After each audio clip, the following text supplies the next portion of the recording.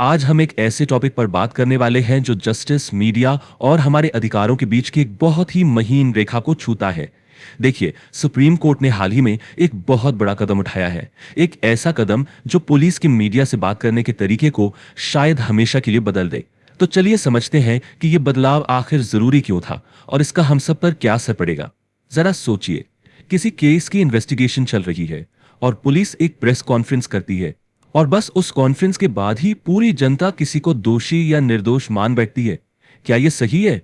जो काम अदालत का है, क्या वो मीडिया को करना चाहिए?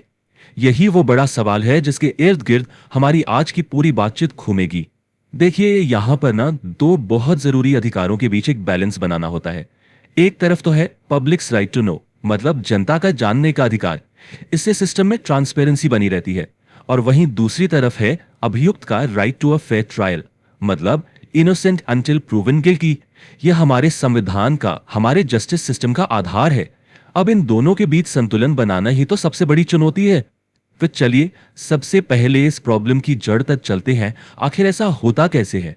वो कौन सी प्रक्रिया है जिससे मीडिया ब्रीफिंग्स अदालत के फैसले से पहले ही एक तरह का पब्लिक वर्डिक्ट सुना देती है? इस प्रॉब्लम को कहते हैं ट्रायल बाय मीडिया। इसका सीधा सा मतलब है जब मीडिया कवरेज इतनी हावी हो जाए कि लोगों के दिमाग में पहले से ही तय हो जाता है कि भाई दोषी कौन है। आपको याद होगा, हाल ही में रिया चक्रवर्ती से जुड़ा मामला इसका एक बहुत बड़ा उदाहरण था, जहां मीडिया कवरेज ने पब्लिक ओपिनियन को जबरदस्त तरीके से प्रभावित किया। और देखिए, ये सिर्फ कोई ओपिनियन या धारणा की बात नहीं है, ये एक कॉन्स्टिट्यूशनल इशू है। जैसा कि आप इस कोर्ट में देख सकते हैं, बिना नियमों के पुलिस ब्रीफिंग सीधे सीधे आर्टिकल 21 का उल्लंघन कर सकती है। और आर्टिकल 21 हर नागरिक को राइट टू लाइफ, डिग्निटी और सबसे जरूरी अ फेयर ट्रायल का अधिकार देता है। एक ऐसा ट्रायल जो पहले से बनी बनाई धारणाओं से बिल्कुल भी प्रभावित ना हो। तो अब सवाल ये उठता है कि अगर ये प्रॉब्लम इतनी गंभीर है तो इसे पहले क्यों नहीं ठीक किया गया? चलिए देखते हैं कि जो पुराना सिस्टम था वो आज के समय में फेल क्यों हो गया और क्यों नए नियमों की जरूरत आन पड़ी। असल में ये कोई नई समस्या नहीं है। जैसा कि आप इस टाइमलाइन पर देख सकते हैं, ये मुद्दा दशकों से चर्चा में है।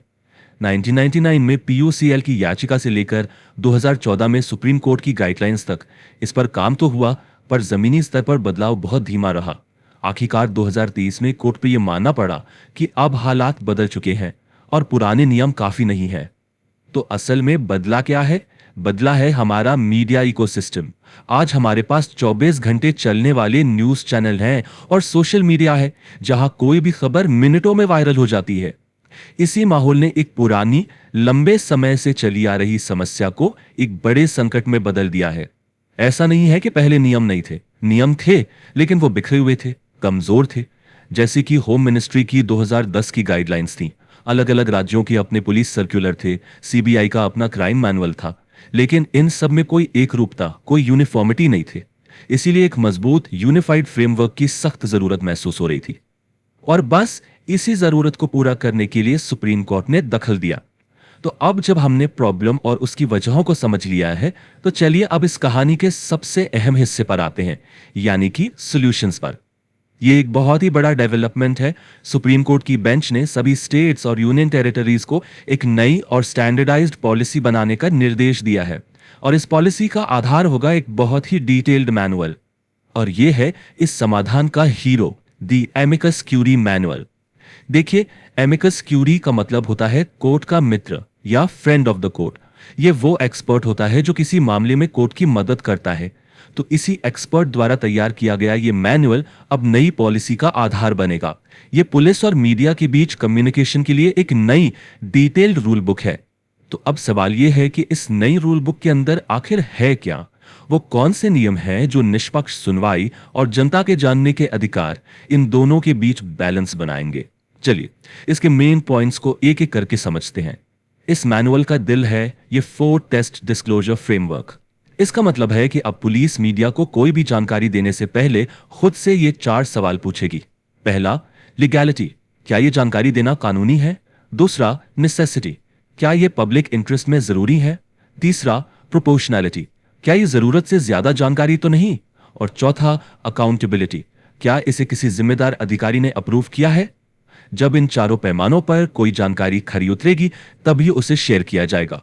ये स्लाइड बहुत अच्छे से बताती है कि इन्वेस्टिगेशन की हर स्टेज के लिए कितने क्लियर नियम बनाए गए हैं। एफआईआर से पहले क्या बताना है, जांच के दौरान क्या और गिरफ्तारी के बाद क्या, सब कुछ साफ साफ लिखा है। जैसे अब पुलिस अभियुक्त का कबूलनामा, जिसे हम कन्फेशन कहते हैं, वो मीडिया से शेयर बिल्कुल नहीं कर सकती। और इंफॉर्मेशन के फ्लो को कंट्रोल करने और उसे प्रोफेशनल बनाने के लिए अब हर जिले में मीडिया ब्रीफिंग सेल्स यानी एमबीसीज बनाए जाएंगे। इसका मतलब यह है कि अब कोई भी पुलिस अधिकारी सीधे मीडिया से बात नहीं करेगा। सारी ऑफिशियल जानकारी सिर्फ इन सेल्स के ट्रेन स्पोक्सपर्सन के जरिए ही बाहर आएगी। और हाँ, ये सब सिर्फ कागज पर नहीं है, इसे लागू करने के लिए एक सॉलिड टाइमलाइन दी गई है। एमबीसीज को सेटअप करने, अधिकारियों को ट्रेनिंग देने और ये सब ठीक से हो रहा है या नहीं, ये मॉनिटर करने के लिए 90 दिनों का एक रोड मैप तैयार किया गया है। और सबसे जरूरी बात, ये मैनुअल विक्टिम्स और अभियुक्तों दोनों के अधिकारों का सम्मान करता है। जैसे यौन अपराध पीड़ितों की पहचान पूरी तरह से गुप्त रखी जाएगी, अभियुक्तों की मीडिया परेड नहीं होगी जिससे ट्रायल बाय मीडिया को रोका जा सके, और पुलिस को अपनी भाषा में न्यूट्रल रहना होगा ताकि वो अनजाने में भी किसी को दोषी न ठहरा दे। तो ठीक है, कागज पर तो ये समाधान बहुत मजबूत लगता है, लेकिन हम सब जानते हैं कि नियम बनाना एक बात है और उन्हें लागू करना वो एक बिल्कुल अलग चैलेंज है। तो चलिए अब अपने एनालिसिस के आखिरी हिस्से में चलते हैं और देखते हैं कि इस रास्ते में कौन सी रुकावटें हैं और आगे का रास्ता क्या है। इस नई पॉलिसी की सफलता के रास्ते में कई बड़ी रुकावटें हैं। सबसे बड़ी चुनौती है पॉलिटिकल और इंस्टीट्यूशनल प्रेशर, जो अक्सर पुलिस की जांच को प्रभावित करता है। इसके बाद मीडिया की भी जिम्मेदारी बनती है कि वो पुलिस की दी हुई जानकारी को बिना जांचे परखे आगे न बढ़ाए। और आखिर में कई पुलिस विभागों में डेडिकेटेड मीडिया टीम्स की कमी भी एक बड़ी समस्या है। इन सब चुनौतियों से निपटना होगा। तो आगे का रास्ता क्या है? सबसे पहले सभी राज्यों को इस मैनुअल को यूनिफॉर्मली अपनाना होगा। मीडिया ब्रीफिंग सेल्स को मजबूत बनाना होगा। अगर कोई जानकारी लीक होती है तो उसके लिए जवाबदेही तय करनी होगी। और सबसे जरूरी, पुलिस और पत्रकारों दोनों के लिए प्रॉपर ट्रेनिंग बहुत जरूरी है। और आखिर में हम आपको इसी सवाल के साथ छोड़कर जा रहे हैं कि क्या सिर्फ एक रूल बुक बना देना ही फेयर ट्रायल को सुनिश्चित करने के लिए काफी है, या फिर असली बदलाव के लिए पुलिस, मीडिया और हम यानी समाज तीनों की सोच में एक बड़े बदलाव की जरूरत है। इस पर विचार जरूर कीजिएगा।